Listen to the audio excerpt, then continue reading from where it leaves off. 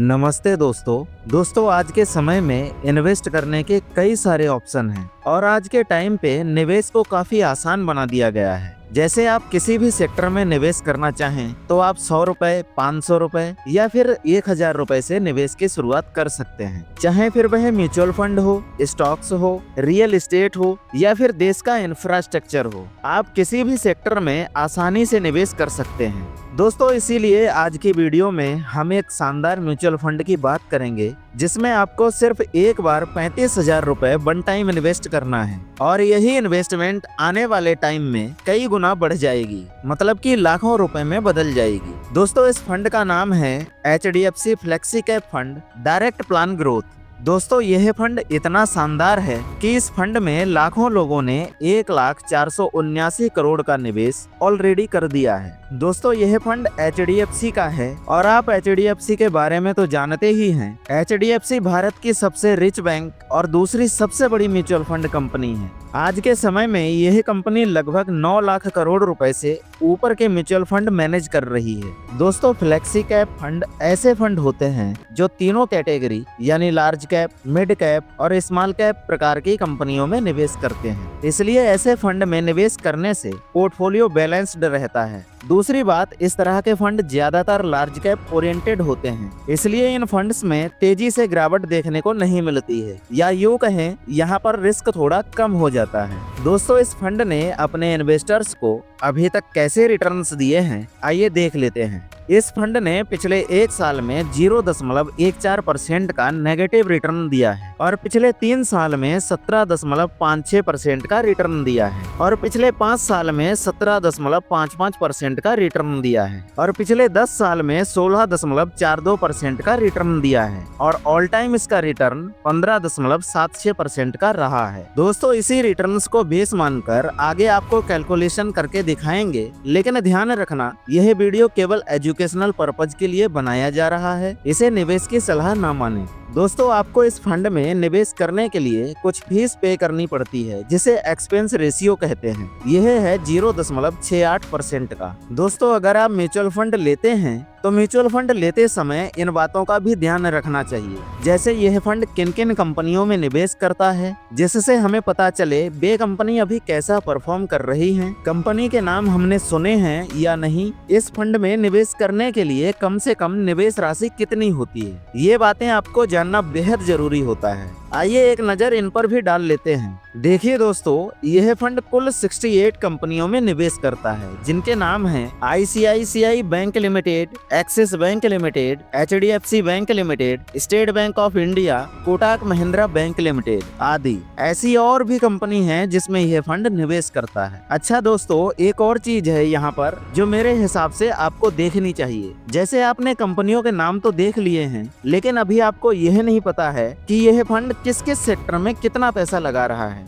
आइए इसे भी देख लेते हैं। यह फंड फाइनेंस सेक्टर में 40.13% का निवेश करता है और कंज्यूमर डिस्क्रिशनरी में 14.85% का निवेश करता है और टेक्नोलॉजी में 12.96% का निवेश करता है और हेल्थ केयर सेक्टर में 10.84% का निवेश करता है। बाकी आप नीचे देख सकते हो और किन किन सेक्टर में निवेश करता है। चलिए दोस्तों जान लेते हैं आप इस फंड में निवेश कैसे कर सकते हैं। दोस्तों निवेश 2 माध्यम से किया जा सकता है। पहला SIP के माध्यम से मिनिमम 100 रुपए से शुरू कर सकते हैं। दूसरा लमसम के माध्यम से मिनिमम 5,000 रुपए से शुरू कर सकते हैं। मैक्सिमम की कोई लिमिट नहीं है, आप जितना चाहें उतना पैसा निवेश कर सकते हैं। निवेश करने के लिए आपको कोई भी डीमैट अकाउंट की जरूरत नहीं पड़ती है। आप निवेश के लिए HDFC बैंक की वेबसाइट या फिर किसी भी थर्ड पार्टी ऐप जैसे पेटीएम, ग्रो, एंजल वन का इस्तेमाल कर सकते हैं। दोस्तों एक बात और याद रखना, किसी भी म्यूचुअल फंड में निवेश करने के लिए फंड का टेक्निकल नॉलेज होना बहुत जरूरी है। जैसे फंड का अल्फा रेशियो क्या है, बीटा रेशियो क्या है, आइए इसे भी देख लेते हैं।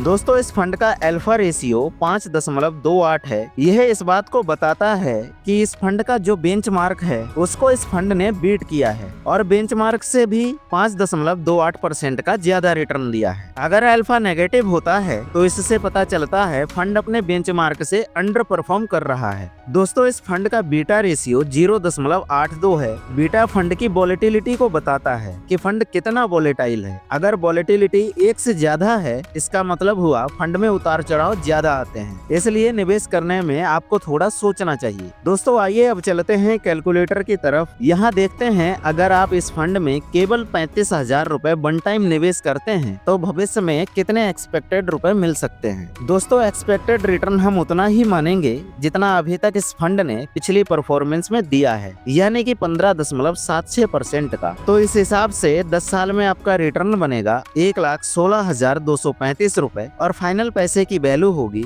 1,51,235 रुपए। और 20 साल में आपका रिटर्न बनेगा 6,18,489 रुपए और फाइनल पैसे की वैल्यू होगी 6,53,489 रुपए। और 30 साल में आपका रिटर्न बनेगा 27,88,733 रुपए और फाइनल पैसे की वैल्यू होगी 28,23,733 रुपए। और कहीं आपने 40 साल के लिए निवेश कर लिया तो आपका रिटर्न बनेगा 1,21,66,375 रुपए और फाइनल पैसे की वैल्यू होगी 1,22,01,375 रुपए। तो देखा दोस्तों आपने, यहाँ पर छोटी धनराशि करोड़ों में बदल गई, क्योंकि इन्वेस्टमेंट से ज्यादा कंपाउंडिंग में टाइम की वैल्यू होती है। आप जितने लंबे समय के लिए इन्वेस्ट करेंगे उतना ही जबरदस्त रिटर्न आपको मिल सकता है। दोस्तों एक बात और याद रखना, अगर आप म्यूचुअल फंड से इनकम करते हैं तो गवर्नमेंट को आपको टैक्स भी देना पड़ेगा। आइए देखते हैं वो कौन कौन से टैक्स हैं जो आपको देने पड़ सकते हैं। पहला टैक्स है STCG यानी short term capital gain tax, जो आपके 1 साल से पहले विड्रॉल पर लगता है। यह आपके कुल लाभ का 20% होता है। और दूसरा टैक्स है LTCG यानी long term capital gain tax. यह टैक्स 1 साल बाद आप कभी भी अपने पैसों को निकालते हो तब लगता है। यह आपके कुल लाभ का 12.5% होता है। दोस्तों अगर आपका कुल लाभ 1 साल में 1,50,000 से ऊपर होता है तब आपको यह टैक्स देना होते हैं। तो दोस्तों ये थी सारी जानकारी इस फंड के बारे में। बाकी दोस्तों अगर आपको इस वीडियो से कुछ वैल्यू सीखने को मिली हो तो हम उम्मीद करते हैं आप इस वीडियो को लाइक कर देंगे और अपने दोस्तों के साथ शेयर कर देंगे और चैनल को भी सब्सक्राइब कर लेंगे। दोस्तों एक छोटा सा disclaimer, mutual fund market risk के साथ आते हैं, इसलिए रिस्की होते हैं, तो सोच समझकर निवेश करें। इस वीडियो में निवेश करने की सलाह नहीं दी जाती है। यह वीडियो केवल एजुकेशनल पर्पज के लिए बनाया गया था। Thanks for watching.